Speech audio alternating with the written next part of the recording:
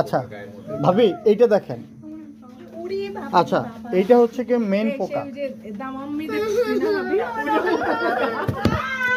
আচ্ছা ও এইগুলা এরকম হবে? হ্যাঁ এগুলো এরকম হবে ভাবি।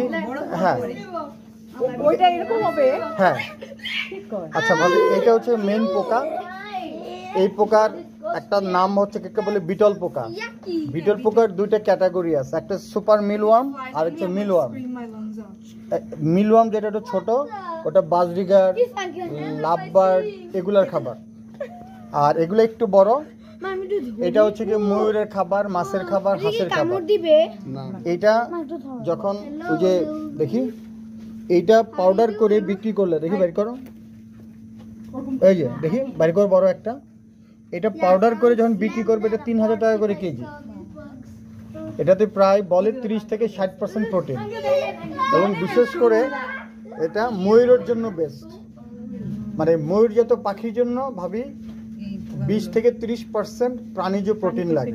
আচ্ছা এটার খাবার হচ্ছে কি আলু, এই মিষ্টি কুমড়ার পেঁপে দিবা মেনলি। হ্যাঁ না পেঁপে লম্বা করে দিবা, এরকম চারকোনা করে দিবা না। হ্যাঁ এই যে এরকম হাতের আঙুলের মতো করে দিবা। আচ্ছা এটা 15 দিন পরে ভাবি এটা ডিম পারবে।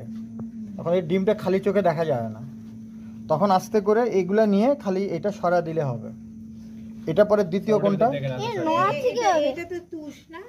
আচ্ছা এই যে দেখেন ভাবি দেখেন, এই যে একটু খুব খেয়াল করে দেখেন কিলবিল করতেছে, দেখেন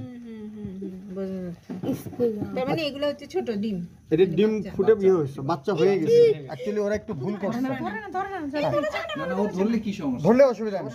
আচ্ছা এরপরে দ্বিতীয় কোনটা স্যার? এটা হচ্ছে যেটা বলি সেটা উত্তর দাও। এটার পরে ব্যাচটা কোথায়? এটা যে ডিমগুলা গায়ে একটা ছেড়ে দাও তো। আচ্ছা এই যে ভাবি দেখেন, দেখি আমার কাছে দাও একটা পোকা গায়ের মধ্যে ছেড়ে দাও জাফি। না এই যে দেখছেন এই যে কিলবিল করতেছে, এই যে দেখেন এইটা। এরপরের স্টেজ হচ্ছে গিয়া, আচ্ছা এটা কিন্তু মোটা গমের ভুসিটা খাচ্ছে। ওই বাবা আচ্ছা এটা খেয়ে এটাকে পাউডার করে ফেলবে। এরপরে স্টেজ কোনটা করছো ভাবি?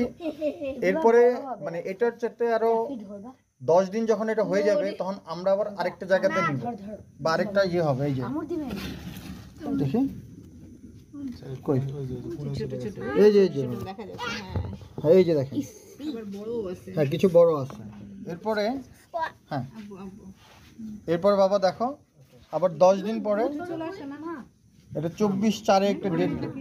আচ্ছা এইটা তারপরে এই দেখেন ভাবি দেখো উঠাও ইয়ে করো।